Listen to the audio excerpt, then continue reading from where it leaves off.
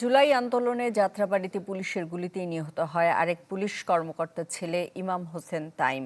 এই হত্যা মামলায় সাবেক ডিএমপি কমিশনার হাবিবুর রহমান, যাত্রাবাড়ী থানার সাবেক ওসি আবুল হাসান সহ ১১ পুলিশ কর্মকর্তার বিরুদ্ধে অভিযোগ গঠন করে বিচার শুরুর আদেশ দিয়েছেন ট্রাইব্যুনাল।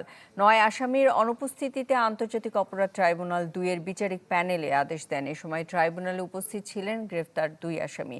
এদিকে ট্রাইব্যুনাল ১ জুলাই গণ অভ্যুত্থানে মানবতা বিরোধী অপরাধের মামলায় সালমান এফ রহমান ও আনিসুল হকের বিরুদ্ধে সাক্ষ্য গ্রহণ শুরু হবে আজ। প্রথম দিনে সাক্ষ্য দেবেন এক আহত জুলাই যোদ্ধা।